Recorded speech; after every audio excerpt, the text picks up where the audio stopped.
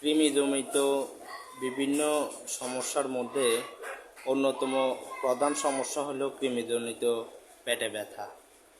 কৃমিজনিত পেটে ব্যথার ক্ষেত্রে হোমিওপ্যাথিতে অনেক ভালো এবং কার্যকরী ওষুধ রয়েছে।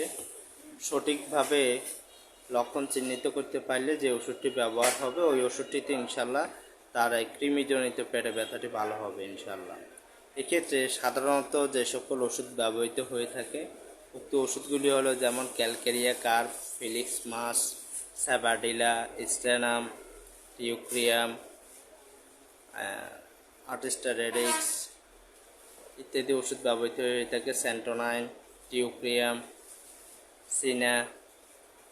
ক্ষেত্রে লক্ষণ ভিত্তিতে কৃমিজনিত পেটে ব্যথার ক্ষেত্রে সাধারণত উক্ত ওষুধগুলি থেকে যে ওষুধটি রোগীর জন্য উপযুক্ত তা সিলেকশনের মাধ্যমে এবং সেবনের মাধ্যমে আশা করি উক্ত সমস্যা থেকে পরিত্রাণ পেতে পারেন। এই জন্য সুতরাং কৃমিজনিত যে সকল রোগী অ্যালোপ্যাথি ওষুধ সেবনের পরও কৃমি থেকে পরিত্রাণ পান না, কোনো উপায় দেখেন না, তাদের জন্য হোমিওপ্যাথিতে কৃমির জন্য অনেকগুলো ওষুধ রয়েছে। যে ওষুধটি খুবই কার্যকরী হবে রোগীর জন্য তা সিলেকশনের মাধ্যমে সেবনের মাধ্যমে আশা করি কৃমিজনিত দীর্ঘস্থায়ী এই সমস্যা থেকে আশা করি ইনশাআল্লাহ উপকৃত হবেন।